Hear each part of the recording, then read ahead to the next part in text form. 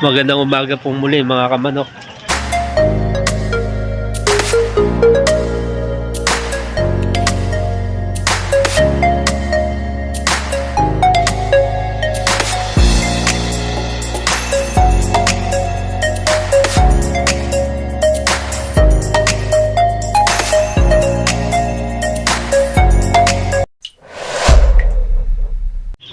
Magandang umaga pong muli mga kamanok.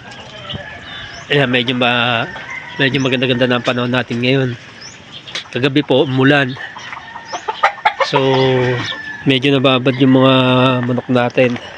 Hindi naman masyadong matagal yung ulan, pero naulanan sila. Yan. Ang gagawin natin ngayong umaga, painumin natin sila ng antibiotic para iwas sipon, kasi naulanan sila. Syempre ayaw natin magkasakit, kaya agapan na natin. Mahirap na rin kasi mas mahirap maggamot ng manok pag may sakit. Ayaw ko pa naman mga kamanok ang nagkakasakit yung mga inaalagaan natin. Yan, lahat po yan painumin natin ng gamot. Buti na lang meron pa tayong natitirang kwan dito, antibacterial. Yan,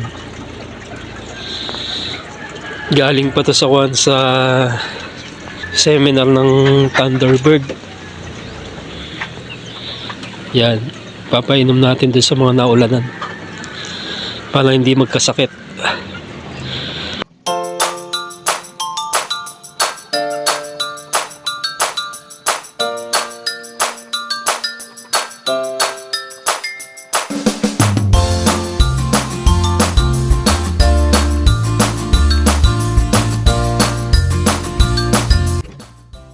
So yan mga kamanok, kulang kalahati.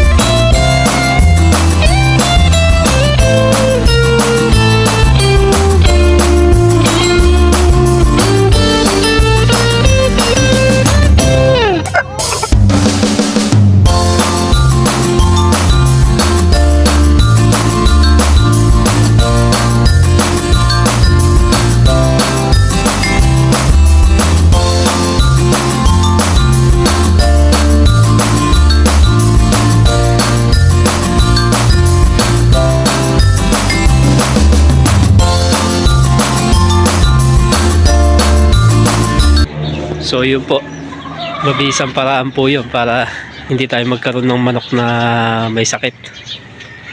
Napakahirap manggamot ng manok na may sakit mga kamanok, so totoo lang, kasi gastos lang sa gamot. Magkakaroon pa ng issue sa kalusugan nila, baka maging mahina pa sila. Bisitahin natin yung itlog ng manok natin kung ilang piraso na.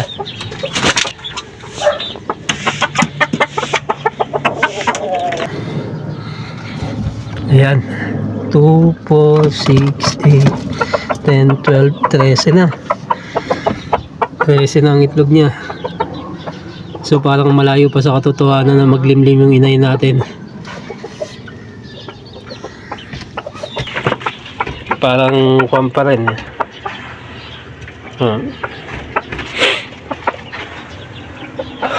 Kung pa rin siya, wala pang sign na maglilimlim siya.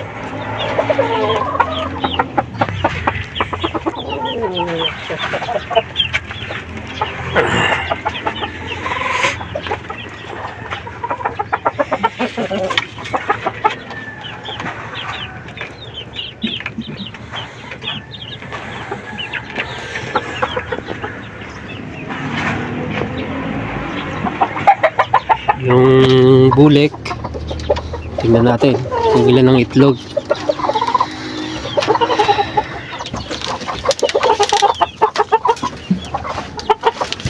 Okay.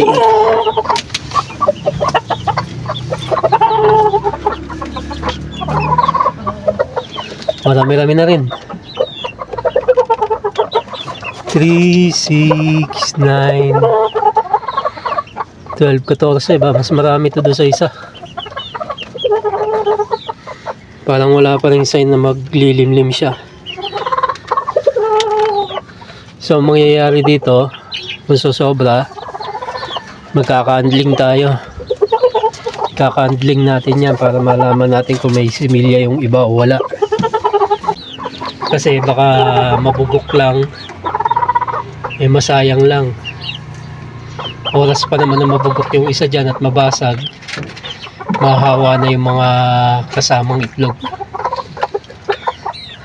Kaya magkaka-handling tayo.